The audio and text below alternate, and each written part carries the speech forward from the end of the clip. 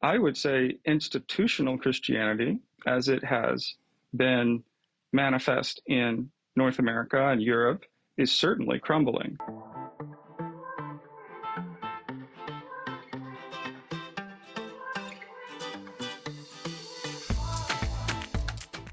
Hello and welcome back to the Tell Me Mas podcast. My name is Victor Cornejo, and today I am super pumped about the conversation that we're going to have today, and it is about the two things that I am most fascinated about in life, which are theology, religion, and politics. So I am definitely a bad dinner party guest.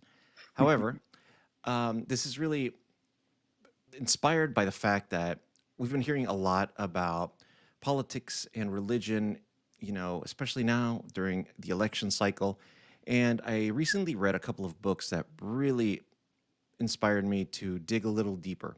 One is called Testimony Inside the Evangelical Movement That Failed a Generation by John Ward, and The Kingdom, the Power, and the Glory, American Evangelicals in an Era of Extremism by Tim Alberta.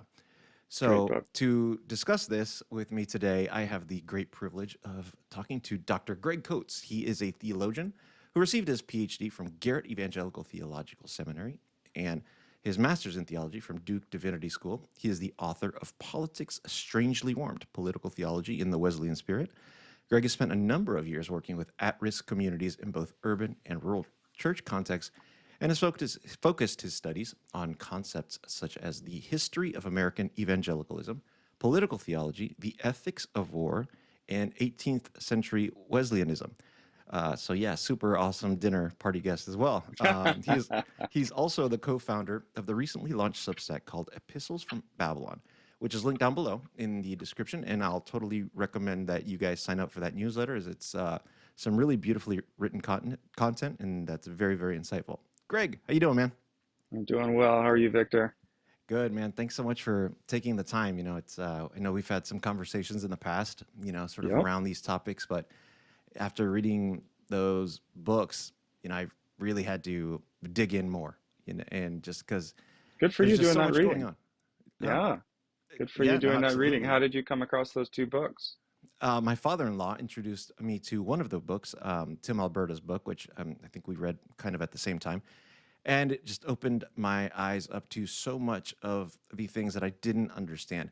And that kind of leads me sort of into the first question that I wanted to ask you, because I don't want to assume that anyone actually knows specifically about these topics. And I think it's always valuable to kind of, set the level playing field for everyone, because I am what you would call a typical American Latino cafeteria Catholic, and much of this we'll be speaking about from a American Protestant evangelical perspective. And as a Catholic, we really don't get a whole lot of instruction into what the Protestant churches are, what the denominations within American Christianity really are. And so, in all transparency, for a long time, I kind of really associated the word evangelical in a kind of a negative light. And in spite of the fact that I believe Catholics to some degree are part of that evangelical movement, but I associated it with, TV evangelists asking for money and performing miracles on Saturday or Sunday morning television, and just very surrounded by doom and gloom, and honestly, not very welcoming to someone like me. So help me understand precisely, what is your view on what evangelicalism, what evangelicals actually are? Right. That's a great starting place. It's really important to get the definitions. So I try to describe to people who are kind of unfamiliar with Christianity that if you think of the Christian religion as a tree that has multiple branches and then little subsidiary branches that break off from that. So like the big split in the West was back in the 16th century with the Protestant Reformation. And so that's when Protestants broke away from Catholics. And, we can talk about why they did that or whatever, but evangelical is basically a form of Protestantism. that is particularly dominant in the United States. It was also quite dominant in England at a certain point, and so there's historical connections there.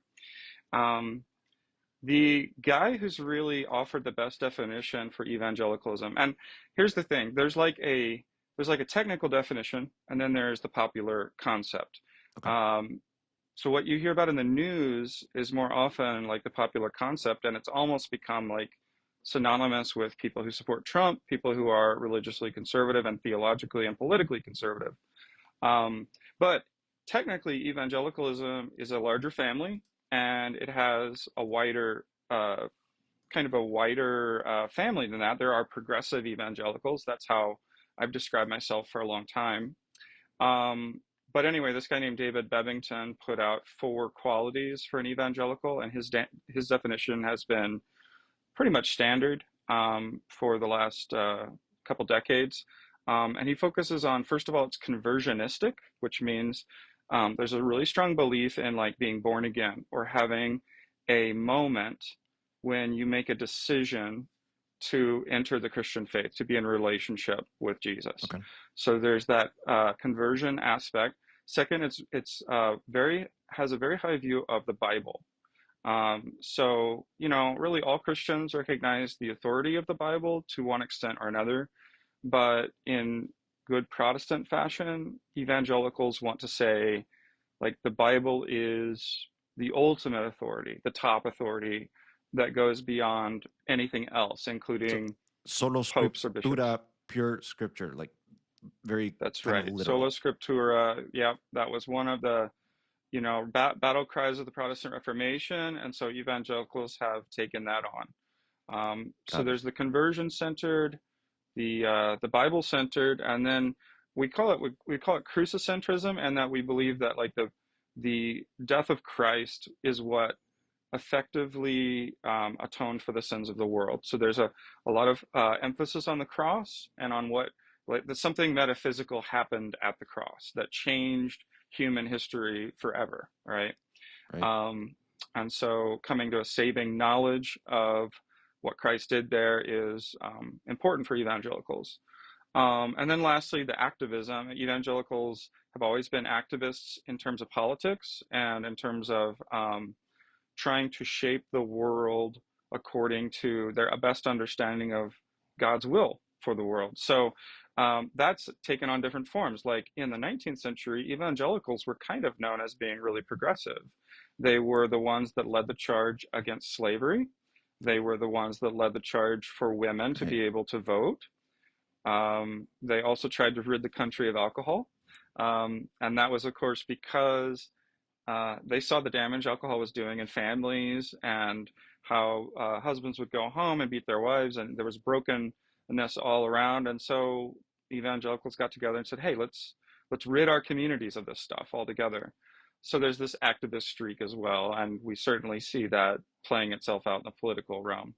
For But you'll sure. And notice that, yeah, sorry, go ahead. that prior to reading the book, and it's so easy to say, you know, and we'll definitely get into it, that politics should not be mixed with religion and vice versa. But it's worthy of discussion because until I read those books, I just really had not considered the role that Christianity played in the abolition of things such as slavery. I just hadn't considered it, right? To me, it was just some Northerners against some Southerners, you know, and obviously state rights and all that. But I just had not considered that aspect of it.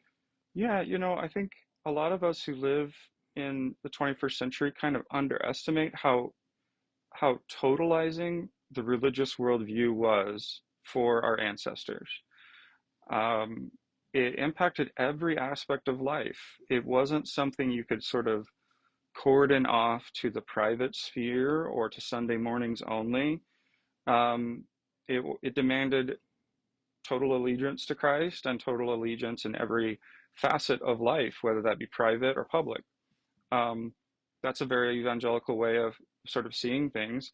It can get us into trouble because a lot of people who believe in secularism, they want to promote that there is a public secular sphere, but you can keep your private religious views to yourself, right? And so the problem for maybe some evangelicals with that thinking is, well, but where does the lordship of Christ end, right? Like, where do I draw that line? And we could get into that if you'd like. Sure, sure, sure. No, that fascinating and definitely paints a better picture for me on evangelicals and evangelicalism. It's certainly changed.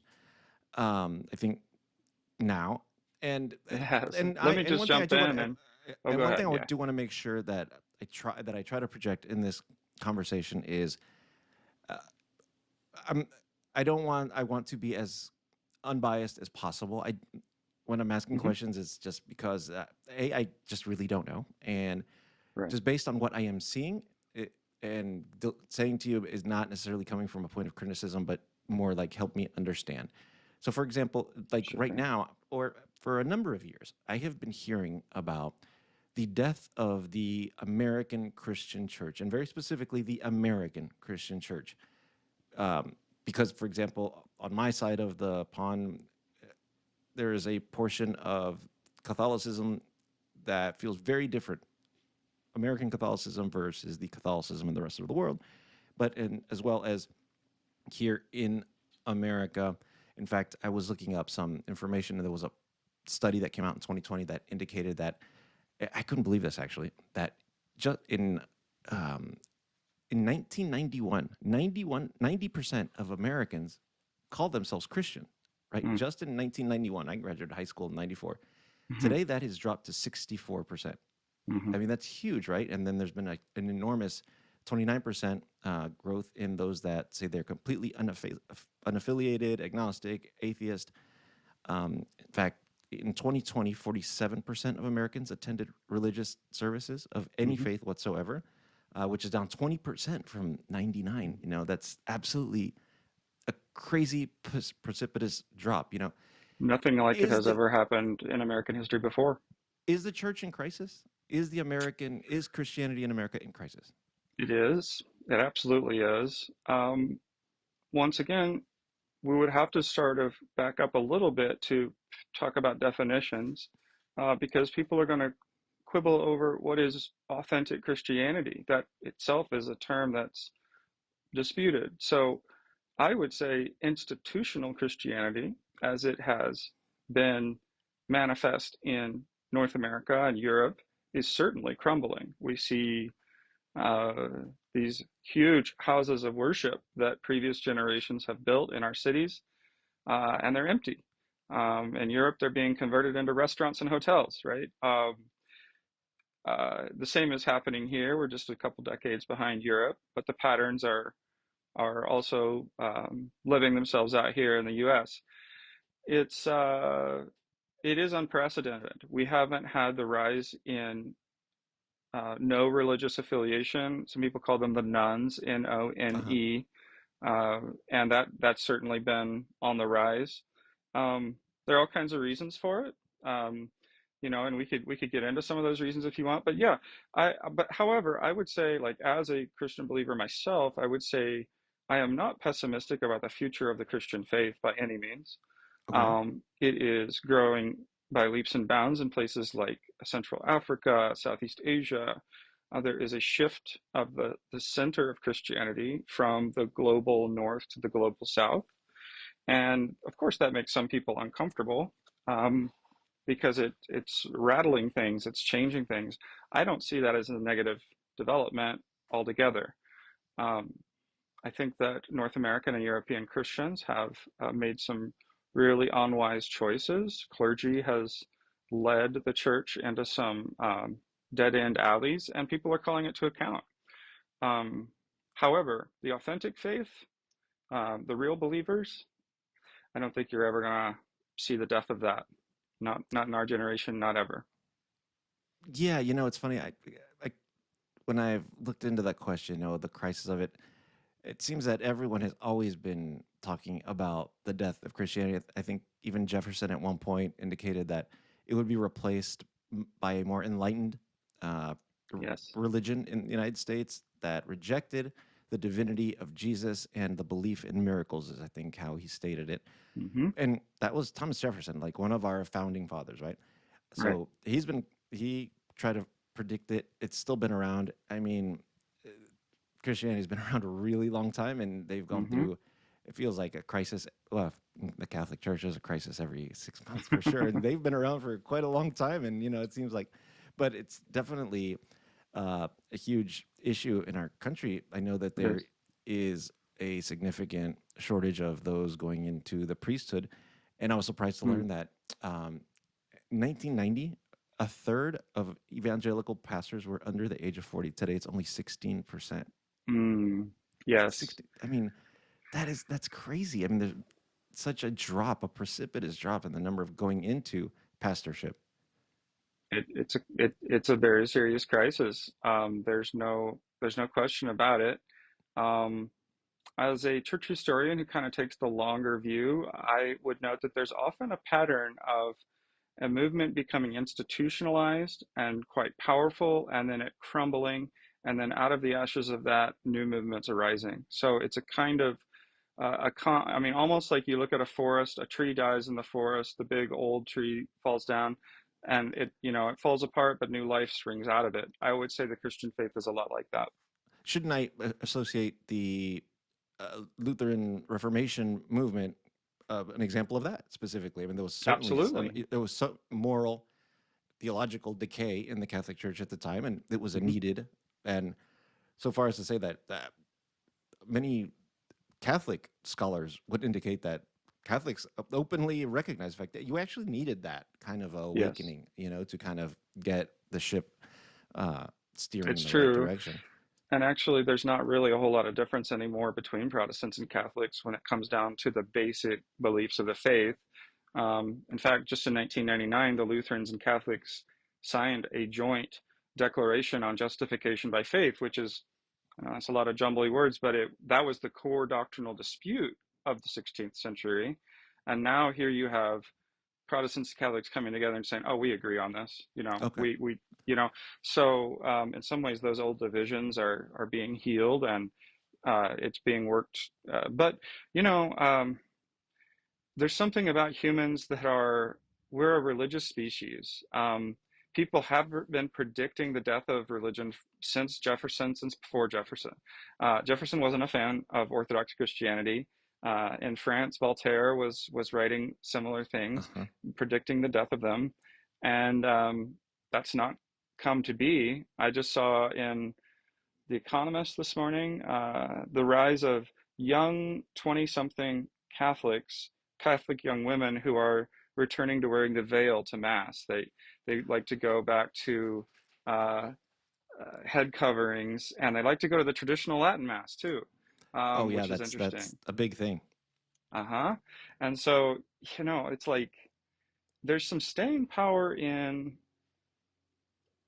as humans, we need to orient ourselves around something, some kind of higher value system, some kind of higher good, our ultimate concern. That's how one theologian defined God. So I don't think you're going to stamp out religion. What you're going to see is people disaffiliating from institutionalized forms of religion that have proven themselves to be corrupt. And obviously, the child sex abuse scandals that broke in the early 2000s by the Boston Globe and like in the movie Spotlight highlights that. That did a tremendous amount of damage. This generation has grown up seeing those headlines and no longer trusting their priests and pastors in the same way that previous generations did. We are clearly seeing the splintering of all kinds of voluntary associations in the US. So there's a wonderful book came out 25 years ago now called Bowling Alone. And the sociologist basically describes how the United States used to be a country of the Lions clubs, the voluntary, or the Friday night fish fries, Hmm. the church potlucks. These things were the glue that held our communities together. Um, that is no longer the case. That glue is kind of dissipating, and has a lot of people pulling out their hair, wondering why, what's next. But I think that the core of the Christian faith will live on, as I would say it'll be true for other religious faiths around our world too. I love what you said about being the glue, sort of, in the form for the of the formation of community. because I don't, even outside of this topic, there is an enormous void where community used to exist, even, among neighbors that no longer exists. And given our current political climate, we are uh, almost made to believe that if our enemy does not vote for our Mm. same political party, they're a strange being and Mm-hmm. don't belong. And uh, it's this obviously the created sort of Yes. paranoia of the other, just Yes. based on politics. And man, I got to tell you, I've got more actual loyalty to certain soccer teams than to any any political Sure. party.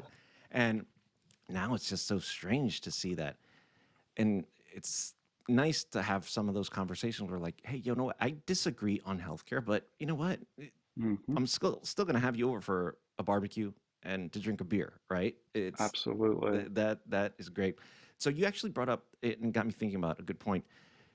Clearly, not only has the church sort of hurt itself in from an external standpoint, but there's a lot of infighting as well that is Mm-hmm. going on. And I know you come from uh, the Methodist sort of tradition, and like Mm-hmm. how many pastors in your family line? Six generations? Yes, I was the sixth ordained Methodist minister. Yeah, in All line. right, so you're So, an expert. So uh-huh. you're yeah, okay.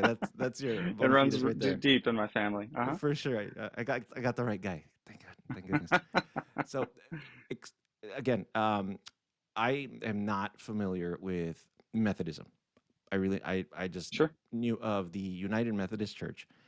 Um, can you explain to me kind of what that split is? And I know you practice or have always practiced a different sort of Methodism, free Methodism, which again, I'm not completely sure about, but I would love Mm-hmm. just a brief kind of history of where that's from. What is the big breakup?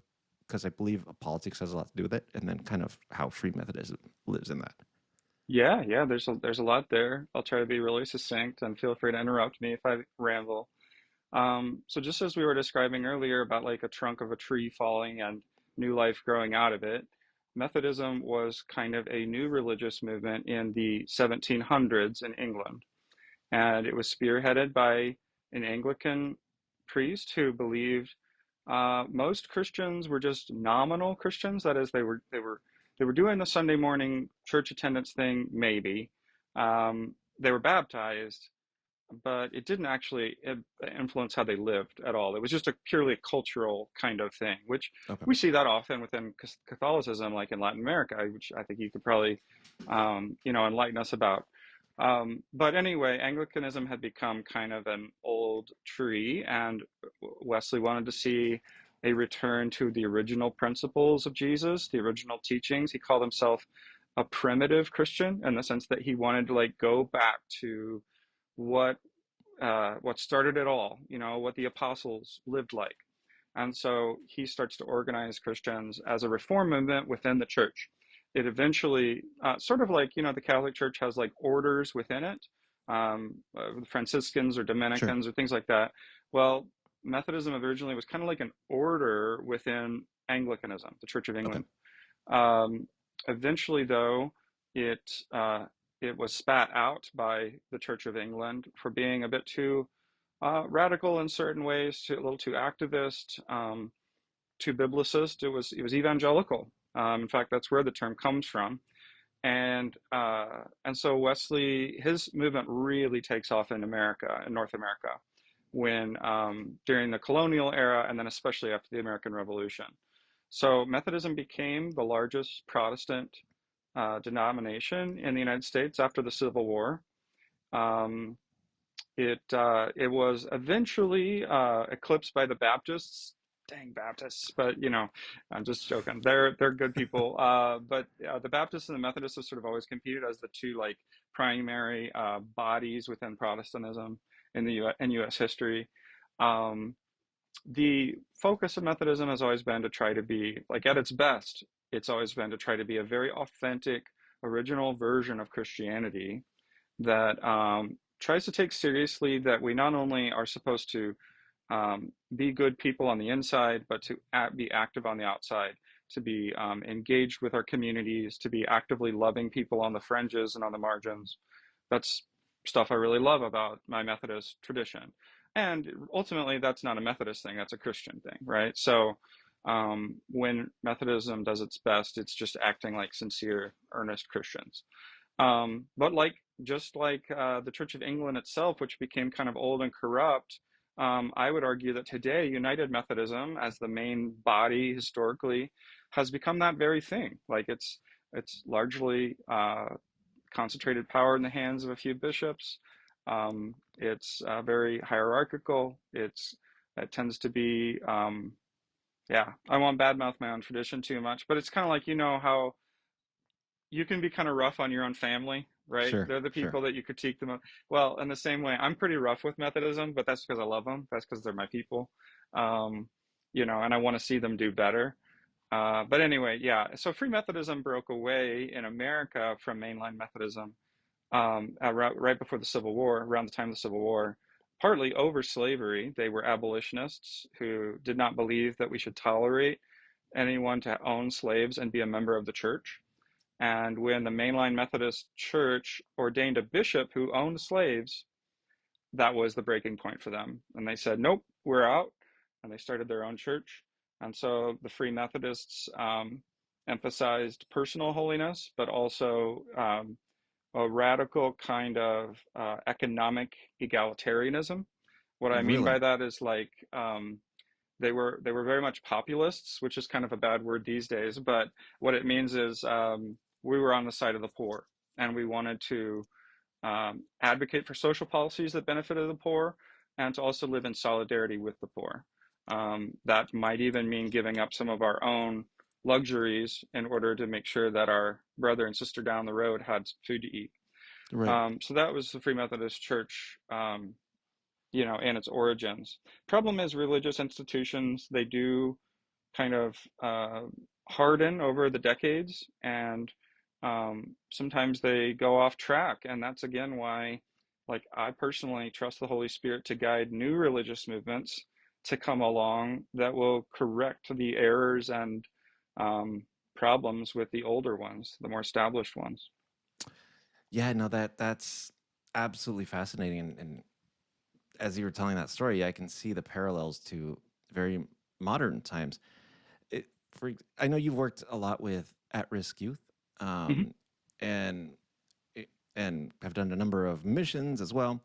Hmm. It, and in one of those books, actually, I think it was one of the leaders of the Southern Baptist Convention, Thomas More, I believe his name is, indicated the Oh, fact that Russell Moore? Is it Russell Russell Moore, Moore? I'm sorry, Russell Moore, Yeah, he's great. indicated quite shockingly, he said, "Uh, our practice of evangelicalism is toxic, and we need to course correct." And when growing up in the 90s, there was very clearly this very youth oriented sort of movement to convert kids to into Christianity of some sort, and it was Sure. very Yeah. clearly rock music oriented. It was. I remember seeing these guys come to my high school. It was a bunch of bodybuilders, man. I think they were called the Power The Team. It Power was yeah, Team. I think I yeah, saw those yeah. too. What I forgot the name, but they would, Yeah. they would rip phone books in the name of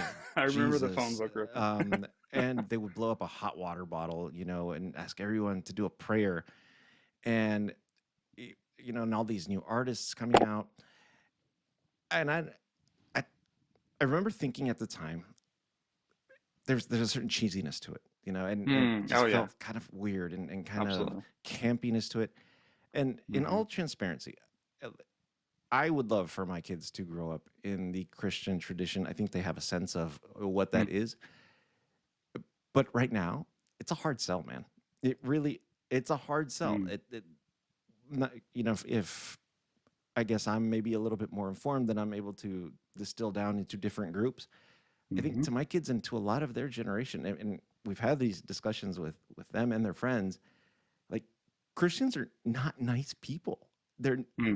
they're why how can you be selling me on something that feels and seems so wrong? And on the little that we know about what Jesus was saying, it doesn't feel like that's that you're in line with that. Have you seen that, in pastoring Mm. to youth? Is that, or surely that's not isolated to me? Oh yeah, no, you're right. I have described youth ministry since at least the 80s or 90s as being on a sugar high. Like it was, I think churches became more concerned with let's just get them in, let's build our numbers. Success became purely judged according to the size of the youth group. And you can get almost back in the 90s, you can get almost anybody to come by if you offered pizza and a movie. Now it's even harder. Uh, why I call that a sugar high is that the problem was we weren't actually making any disciples of Jesus. We were just kind of entertaining people and hoping that that would somehow, like, I don't know, attract them to become members of the church. It hasn't worked. It's failed miserably. It's very hard to get church leaders to see how much it's failed. I mean, I've been arguing for a long time, you can't compete with Taylor Swift as the church. Like you're going to lose that battle. Like a Agree. concert performed by Taylor is a lot more fun and entertaining, and there's the lights and the smoke and the sound and all of that. And when churches start trying to play that game, I think they're really missing the point. I think honestly, what kids your age and my kids' age are maybe a bit more attracted to are things that are old, things that are established, things that are beautiful, aesthetically pleasing. And evangelicals have really uh, gone off the rails here because we've given up on like building beautiful buildings. I don't understand that, but we've exchanged uh, cathedrals which draw the spirit towards heaven. Everything in there is designed to elevate the spirit in that way to making these box stores. Um, that It, mystifies me. that's It that's really does. awesome that you were saying that, because I remember, you know, my favorite artist in the world, Bono, years ago said Hmm. that uh, the one thing that Catholics do well is put on a great show, because their show is sight, sound, smell, and feel. Every bit Hmm. they kind of All the capture you senses. Hmm. from all the senses. And years later, I do remember reading that there is this group of Gen Z, millennial, but also Gen Z, that are so focused on the authentic. They look for authenticity from the messages they Yeah. receive from brands. Yeah. It's very determinant on on who they follow as artists, that Yep. they perceive as being really authentic, not just flashy. So Right. it sort of feels, in line with exactly what you're saying, that perhaps that's, uh, maybe they don't need the flash and the the Lamborghini on the altar. I literally once saw that. I saw No that. way. Yeah, there a Lamborghini, and there's a place here in Dallas. There's this video that goes around their Christmas celebration. It's awesome. They've got like Cirque du Soleil acrobats just like going back and forth, and In that the church. the baby Jesus is in like this crazy. I don't know, man. It's nuts, man. Uh-huh. Um, but yeah, I don't know. Maybe youth doesn't, necessarily need all that pomp and circumstance, but maybe a more authentic and real message. Absolutely. I mean, as somebody who is trying to steer the church towards a more authentic version of the faith, I just want to remind people like what does the church have to offer that can't be attained through Amazon. Okay. Um, and to me, the answer to that is community is a place to belong, a place where people know your name and they know your story and they've got your back if the crap hits the fan, right? Um, that's my that's the heart of faith, and it's the heart of communities of faith. Amazon cannot offer that. Um, when we're trying to compete by having the best music and the brightest lights and the coolest like Starbucks cafeteria or area, like these mega churches that I've are seen they're that. I've seen like that. airports. Yeah, yeah, They have the feel of an airport when you walk in, 100%. Uh, to me, that's just that they're absolutely going in the wrong direction. But it's what gets attention. It's because we're American. I mean, Americans always about. You live in Texas, man. Texans have always believed bigger is better, And so there's this kind of mentality even in the church of like, we've got to we've got to do be bigger and bolder and have a cooler summer camping schedule than the guys down the street, and becomes a kind of competition. But ultimately, like, I think that's not really what the church has to offer. It's not why the original church grew by droves. It was because it was a place of acceptance, a place where rich and poor alike met around a common table. That was very, very, very culturally odd to do that Hmm. back in Roman days. Um, and it was a place where people were authentic with one another. I think Gen Z and Gen Alpha I'm actually quite hopeful that an authentic version of Christianity can be reborn in future years, because they seem to have their priorities a bit more straight, to be honest, than a lot of like millennials and boomers did, and Gen Yeah, X and all that. that's So, no, that's absolutely fascinating. And I mean, you kind of give me the perfect segue into what I find to be just so amazing right now. You said because we are American, and mhm, there's this idea of Christian or Christian nationalism or white Christian nationalism mhm, that I've just been so fascinated to hear about. And I'd honestly only heard the term here within uh, maybe 2014, 2015, yeah. leading up to that election. And I started to dig into it, but it was really quite interesting to me because a study by the Public Religion Research Institute and the Brookings Institute found that more than half of Republicans support Christian nationalism, meaning they Mhm, believe the country should be a strictly Christian nation, either adhering to the ideals of Christian nationalism or sympathizing with those views. So, before we really dig into that, what is because I know you study this, what is your view of what Christian nationalism actually is? mhm. So, yeah, it's a great question. Super important topic for today, and I'm really glad you're highlighting it. Um, Christian nationalism is the blending together of faith with um, a kind of almost worship of the nation state. Um, they might not say worship of the nation state, but they would certainly say a great honor or veneration or even willingness to make sacrifice for the nation state. Nationalism appears in every country. Um, it has the nation state has really become the hegemon in the 21st century, and it has been really since probably at least the 16th century in most of the world.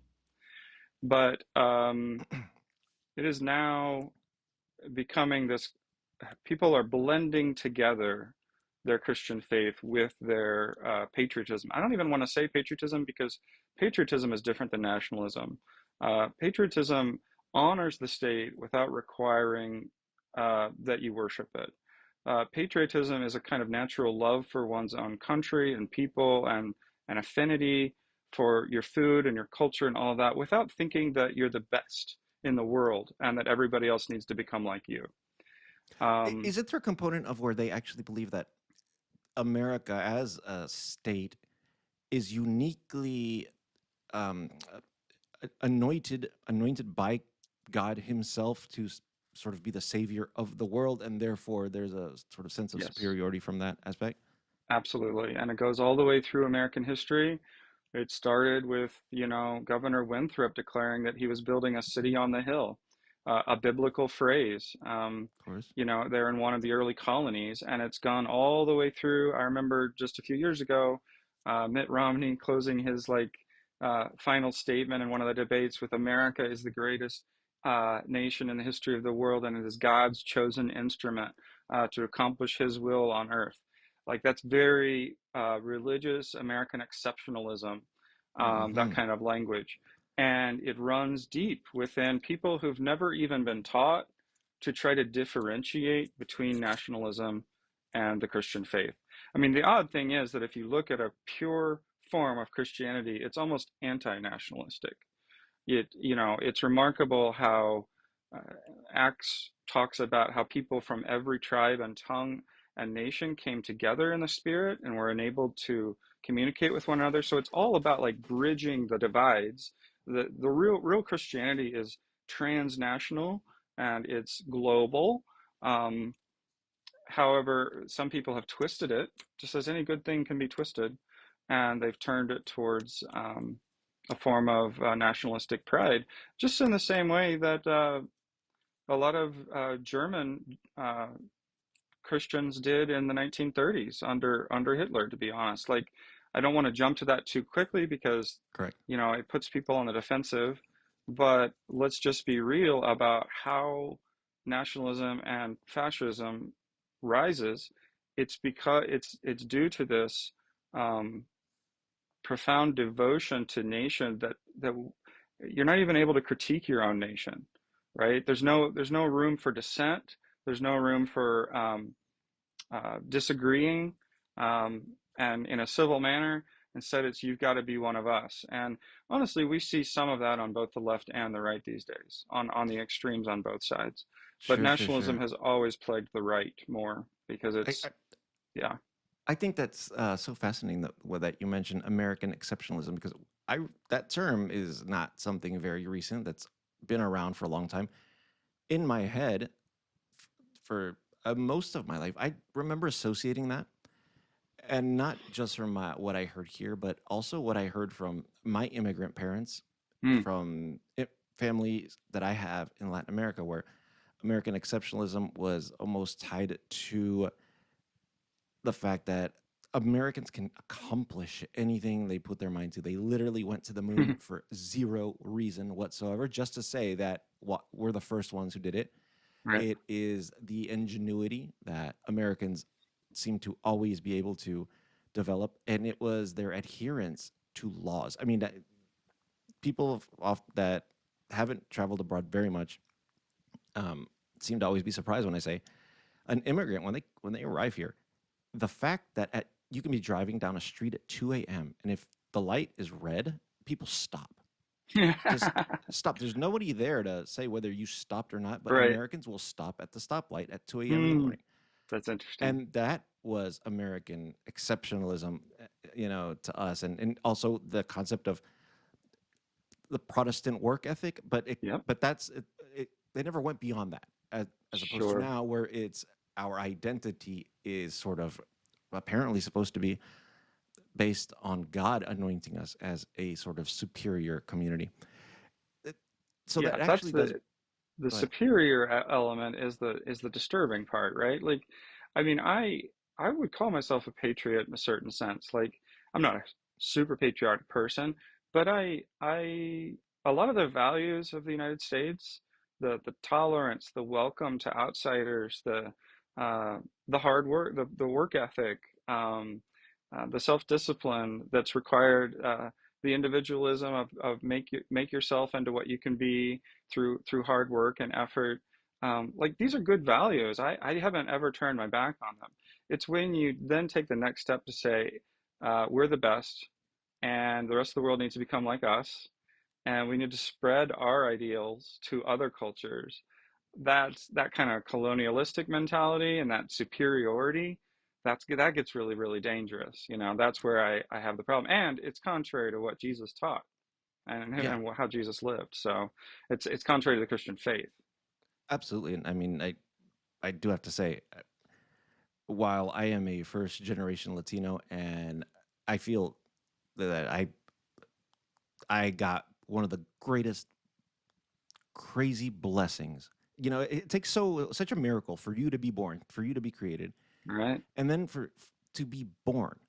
You know, and my parents are from South America. To be born automatically ahead of virtually every other human being in the Right. entire world is miraculous. From nutrition, the education I'm going to get, from the ease of life, it really is just miraculous, And and just that's because why you're born on the soil here, right? just by accident, by pure Mm-hmm. accident. They could have immigrated to other places or the Mm-hmm. country next door, but no, I just happen to be born here. So I'm absolutely proud to be an American. But in Yep. given that, I feel I have the right to say, hey, I think something is going off.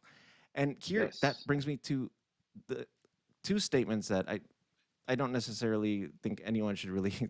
it's not necessarily a Christian thing, but two statements that I'd love for you to react on and give me a little bit of history behind. So Sure. in 2022, I don't know if you ever saw a video of this, but Representative Lauren Boebert, she was at a church service on a Sunday. Oh She boy. said the following: "The church is supposed to direct the government. The government is not supposed to direct the church. This Mm, is not how our founding fathers intended it. I am tired of this separation of church and state junk that's not in the Constitution. It was in a stinking letter, and it means nothing like what they say it does." And that stinking letter that she was referring to was written by Thomas Jefferson to the right. Danbury Baptist Association. And Marjorie Taylor Greene recently said, "We need to be the party of nationalism. I am a Christian, and I say it proudly. Proudly, we should be Christian nationalists." So, um, all respect to their supporters. I'm actually not really interested in what they have to say about it. I don't consider them very experts on that matter. But the question I am interested in is, are we in fact a country founded on Christian ideals? Are we a Christian nation? I know that's not a black and white Mm-hmm. answer, and a lot of things could be argued. Mm-hmm. But I'd love if you can simplify that down, because I mean, there's a lot of Sure. things that are not written, a lot of ideals that we have that are not written in the Constitution. So, but I just love Right. your perspective on, are we an actual Christian nation? Right. Well, you're right to say it is complicated. And actually, the way that you asked those questions, you asked two questions in there. The first being, are we founded on Christian ideals? And in that, to answer that, I would say yes, mostly we are, with an asterisk next to it. Um, but are we a Christian nation, or have we ever been? That's a clear no. So even there, I mean, like, we have to be really careful in the way we're using these kind of terms. So Great. clearly, the U.S. emerged out of the colonies that Great Britain, that England had established here in North America. And England was a Christian nation in the sense that the Church of England uh, was aligned with the king as being the officially sanctioned church of the country. Okay. Mhm. Now, one of the things that we did in the New World, though, of course, was to um, break that alliance between king and priest that had always been so strong, and to say, no, we want the church over here, we want the state over here, and we're not going to have an official national church. Um, that's a radical idea. It was an earth changing idea in the history of humanity to try to separate those. Lauren Boebert is actually technically right that the phrase separation of church and state does not appear in the Constitution. It Correct. appears in one of Jefferson's letters. She's incorrect to uh, take from that therefore we should become a theocracy. What's a theocracy? Theocracy is government by God. And that is what some Christian nationalists seem to be trying to advocate for. Um, is that the laws of God, as I don't know, prescribed in the Old Testament, should become the laws of the United States? I mean, immediately that becomes really problematic. Um, are you going to make a woman on her period sit outside the bounds of the city for 7 days? Like, I mean, there were, this jacket's probably made out of more than one material. There are laws in Leviticus about not weaving Leviticus, yeah. together two different types of fabric, right? So, which laws, whose laws become, which God, all of those questions are raised. I'd say it's a really bad way of interpreting scripture and of trying to understand what Jesus was all about.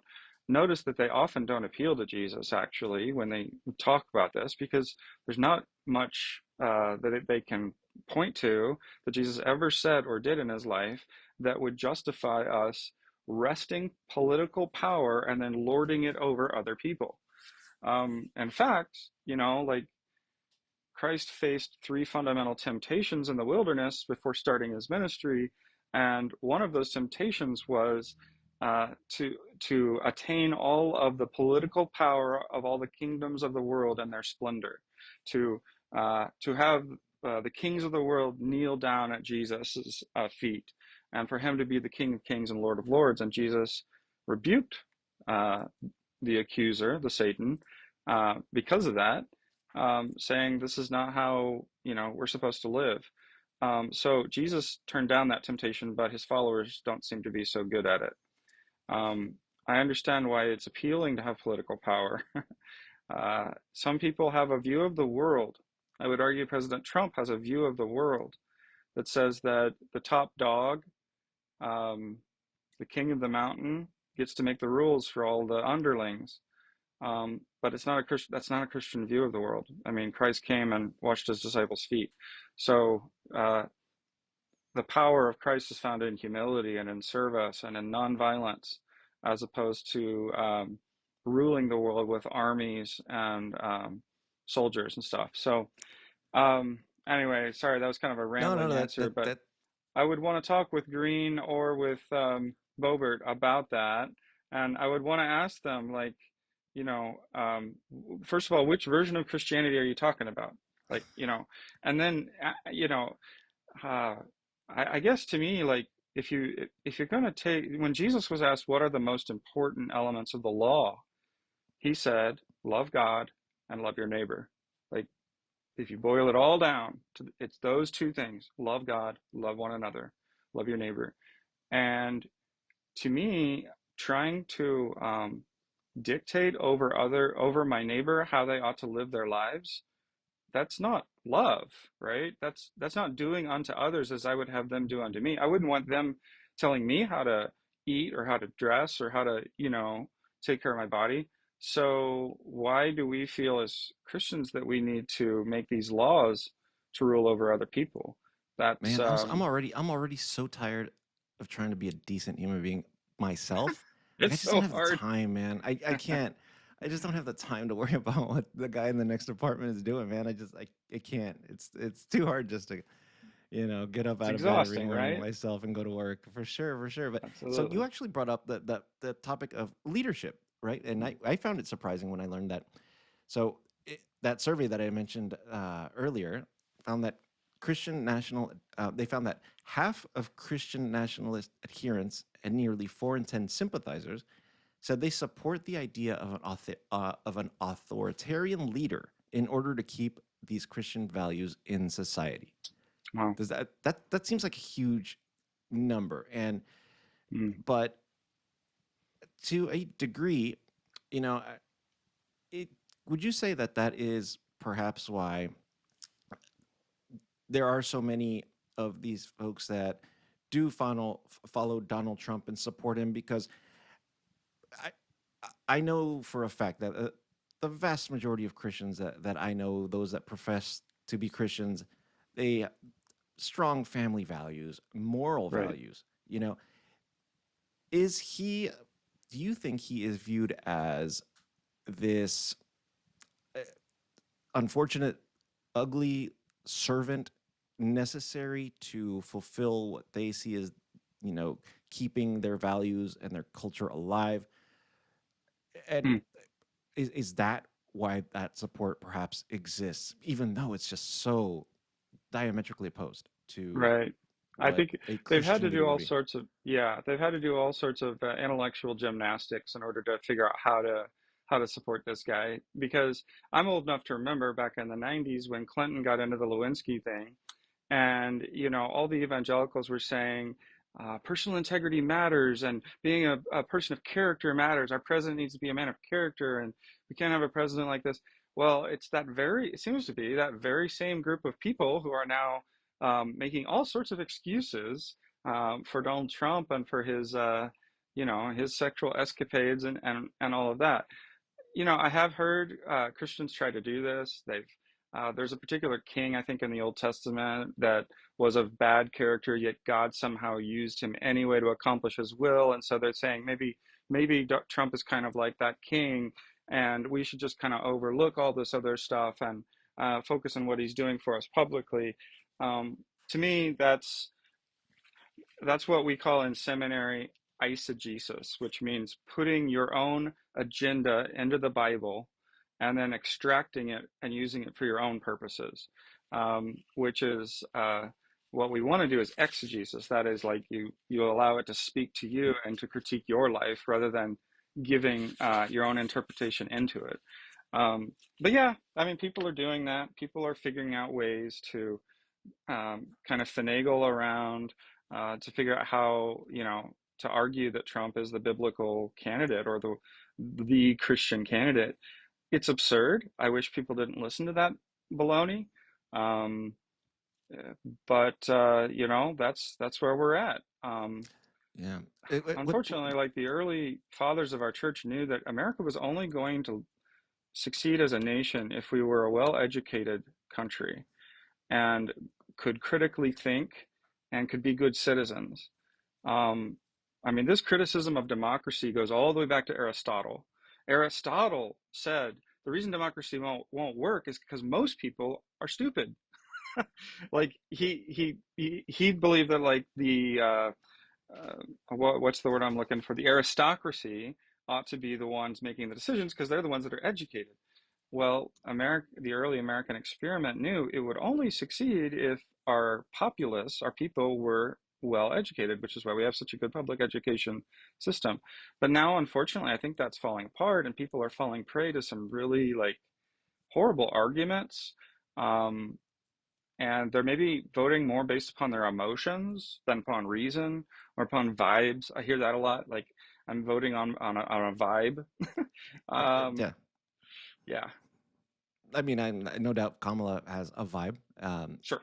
As of Hmm. the moment we are recording this, not a whole lot of policy details, but I think a lot True. of folks love her for her vibe. But you brought up an interesting thing, the critical thinking, actually. So Mm. one of the main points that John Ward in his book made, and I wonder if you had a discussion around this, but Christianity and sort of uh, being a Christian, isn't that to a certain degree a manner in which to let go of critical thinking? Or isn't Mm. he feels that American Christianity actually encourages and enforces the lack of critical thinking. Simply Interesting. obey, simply get in line, or you're just not part of the club.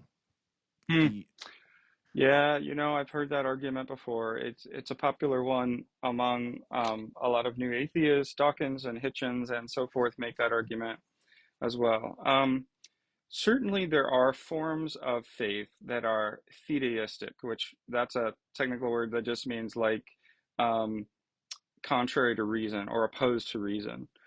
So you'll have uh, I grew up in church, and some of the little old ladies would tell me not to go to seminary because that's where my faith would die, right? Like they were kind of afraid of the life of the mind or of uh, reason and the intellect.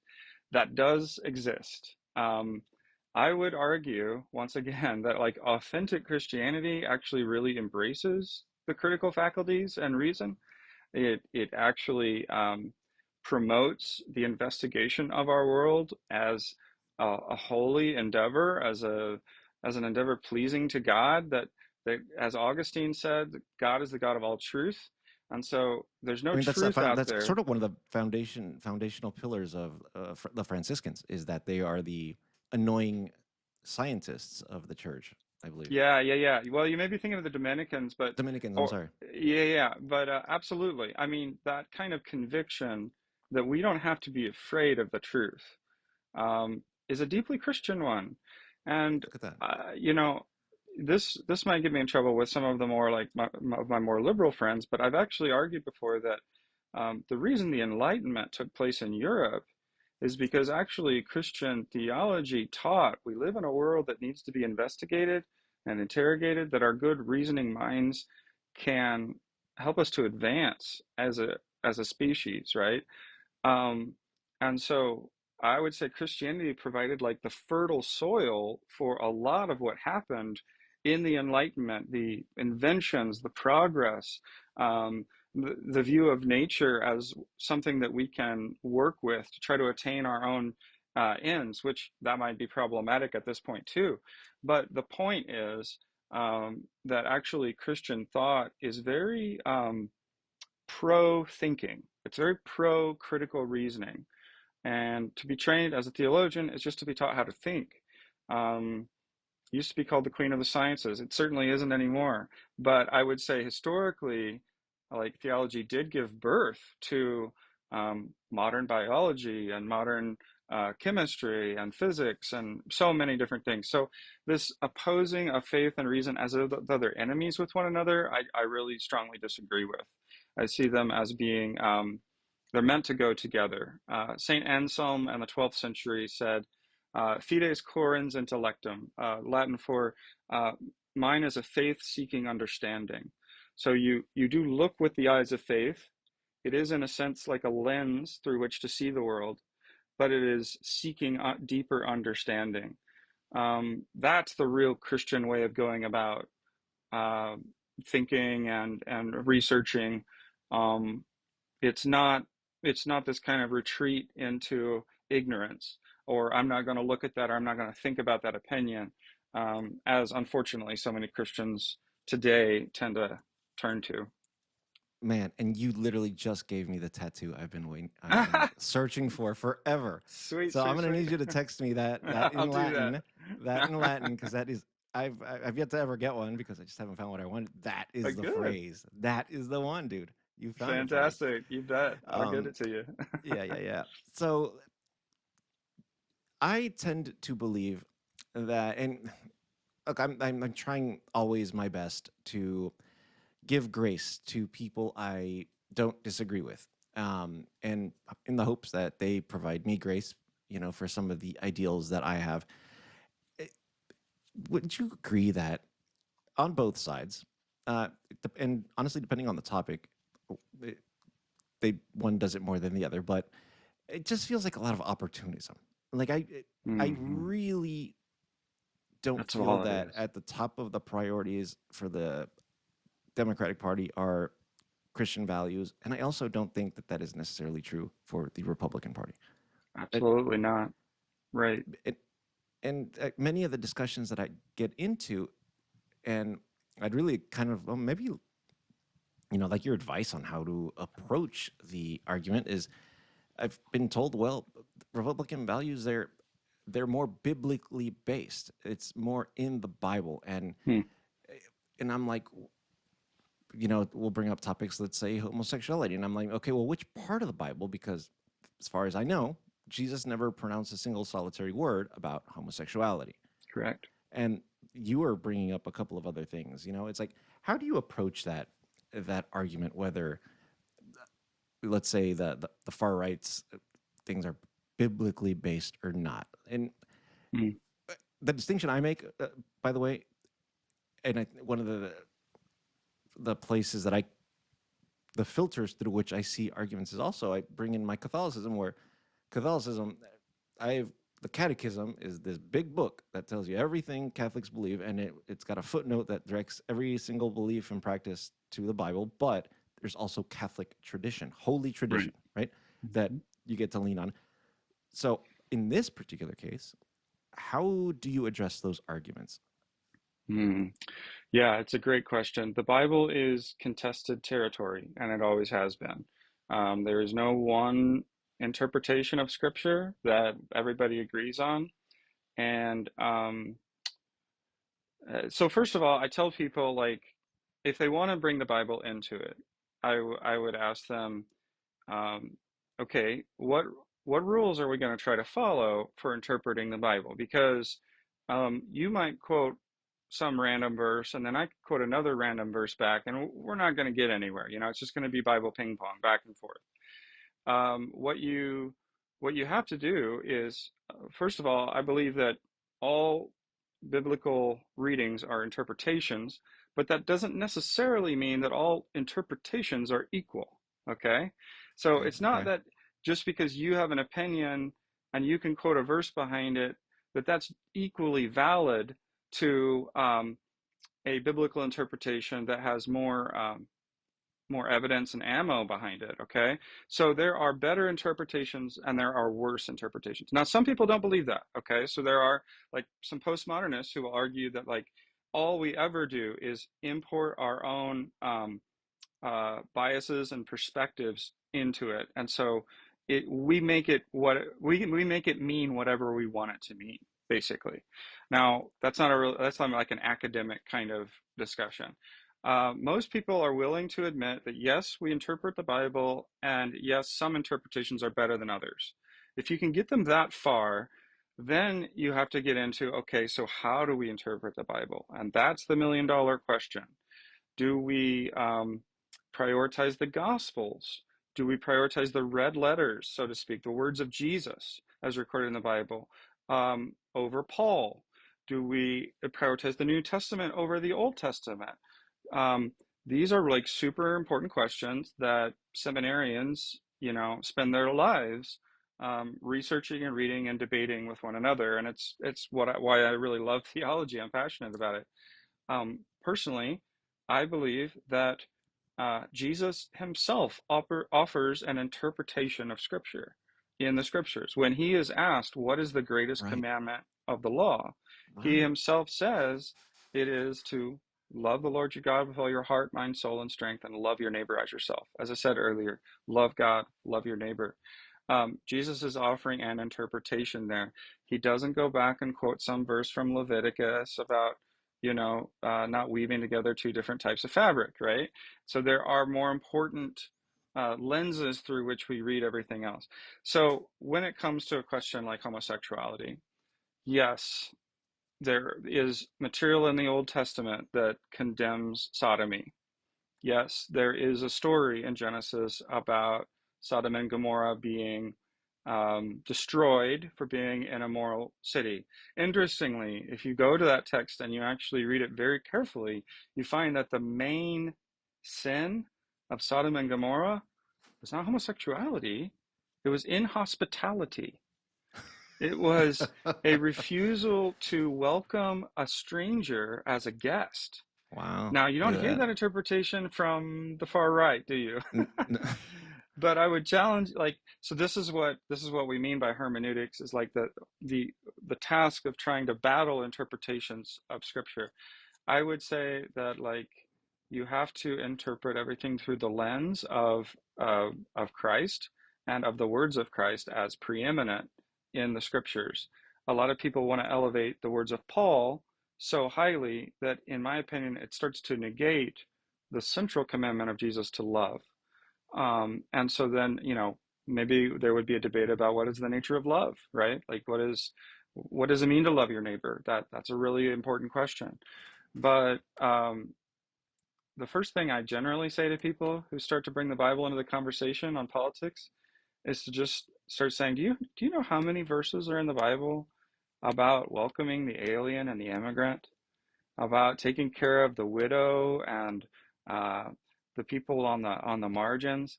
I mean, Old Testament, New Testament, Jesus, Paul. The Bible is covered in this language.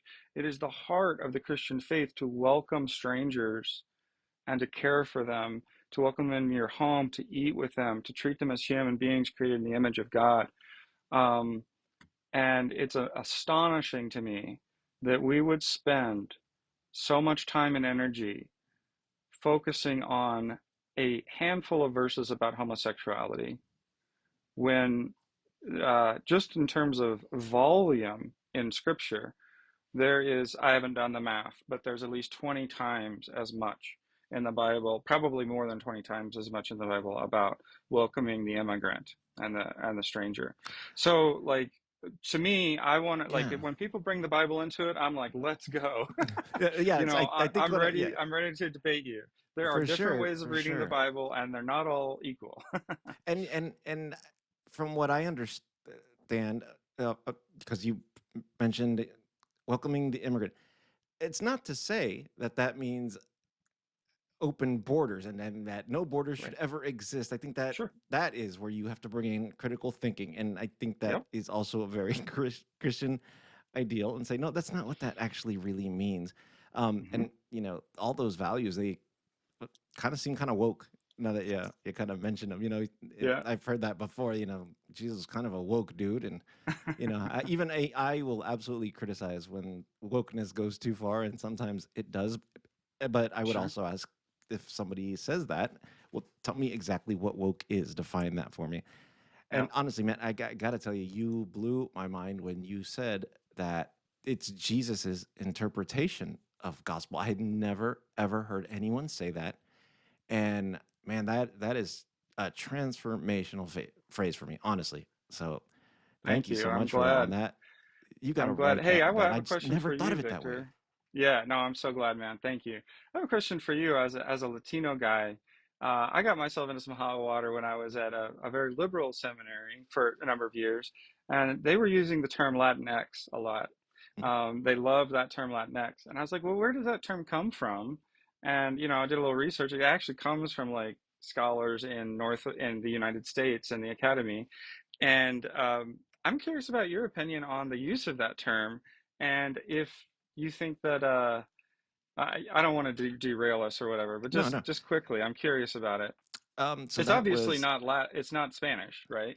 no, no, absolutely, and it's much like the term Hispanic was imposed upon us because you will never find a person that lives in Latin America respond to themselves as a Hispanic, right? It's kind of Hmm, invented here for census issues, but the term Latinx was uh, invented by scholars in the United States to remove, any sense of gender in the word. right, I obviously nothing but I think good intent behind it, right, but it's a very very much a misinterpretation of how we use gender in the Spanish language because the Latino O is gender neutral and masculine at the same time, depending upon the usage, interesting. and Hmm. therefore the it was kind of popular for when it first came and became viral online, Yeah, and but it has been very clear and proven study after study that maybe 2% of the entire US Latino population accepts it as a real word, and the that's vast so majority know fascinating. it's not even a name we gave ourselves. It's Right, it's a name somebody else exactly. gay us. And yeah, if Which you to guys, me, and you know what, at the point right now actually is that if you call us whatever you want to call us, we whatever, just right, let us lead our lives, let us educate our families, call us yes, whatever. It's like same thing. People are always often very surprised when they find out that the Latino electorate, their number one issue is, guess what? Not immigration or hmm, open borders or citizenship or the path to citizenship. Their number one issue is the economy, followed by the education, then wow, immigration. Because the only reason they yep, ever come here, or the great hope of every Latino family, is that their children are educated. to So yeah, prosper it's and to like be educated. Yeah, yeah, that makes it's sense. definitely kind of similar there in interpretation and how even those things with the best intentions just don't seem to work out.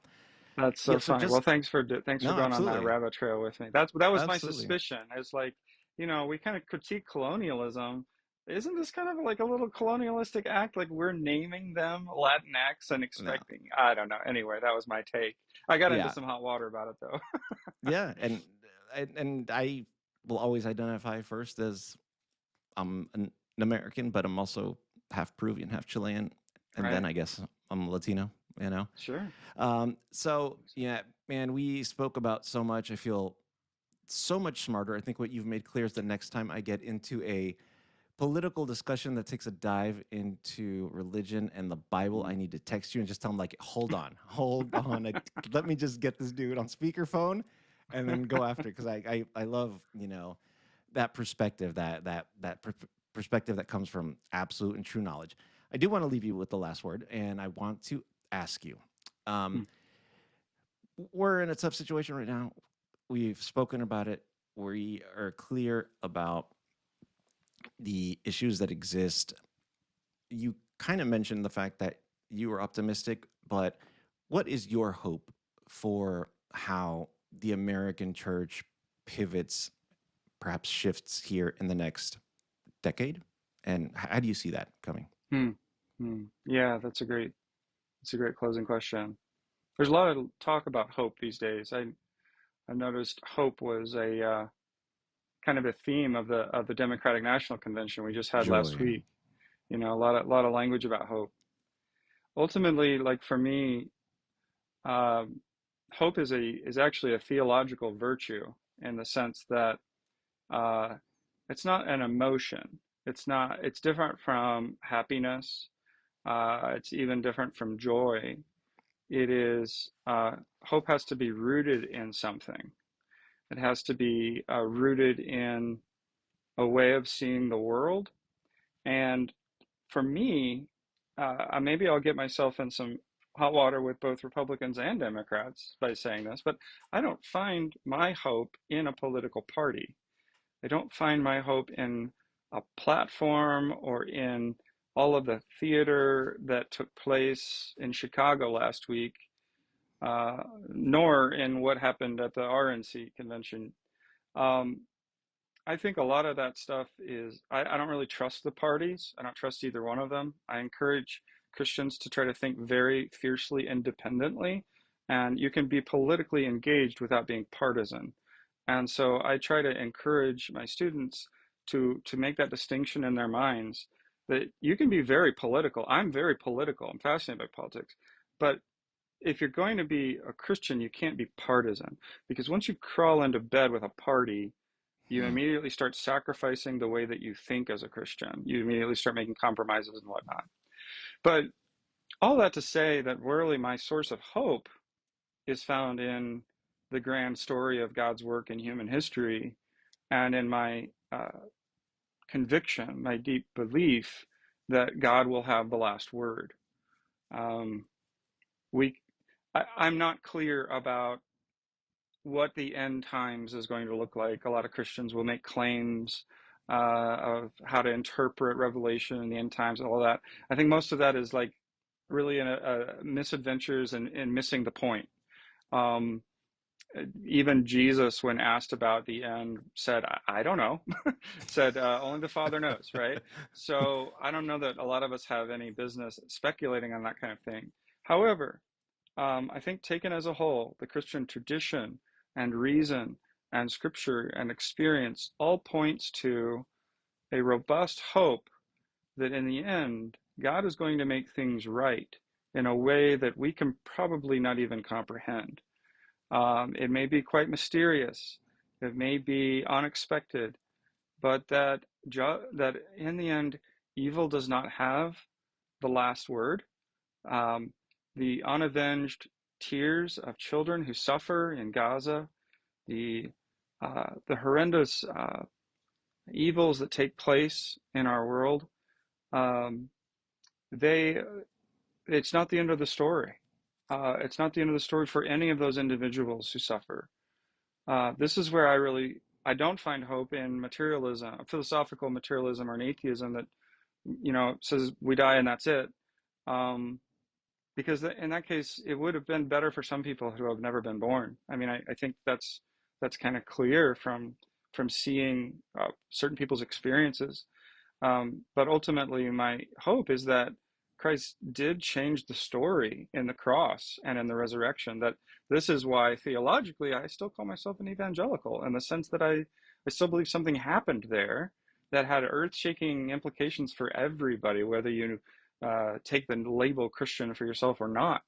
Um, and that gives me hope. That's where that's where my hope is rooted.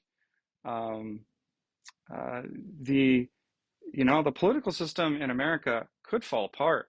I mean, it could be that democracy's days are numbered. I hope not. I think um, democracy is a wonderful uh, way to organize ourselves as human beings. But ultimately, like, my deepest hope doesn't even rest upon democracy. Like, my deepest hope rests upon God. And I suppose that's where I would point people when they ask me where my hope comes from. Do I still wrestle with doubts and with despair? Of course I do. That's the life of faith. But but yeah, that's where my hope lies anyway. Since you bring up that particular word. Amen, man. I really appreciate it. That's I feel more optimistic even just hearing you say that. Hmm. I will say I don't think we really gave monarchy a true chance, and I'm totally willing to look at it again. A benevolent monarchy, I've always said, and A I would benevolent definitely give. monarchy. I'd definitely give you a position. You know, and I'd be more than you, happy to be your sovereign. you Greg, would. You'd be more than happy to be my sovereign. I love Yeah, that. of course. All right, man. Dude, King thank you so Victor. much for taking the time. Seriously. Appreciate it. Hey, thank you, Victor. I really All right, man. appreciate it. You Take take care, man. care.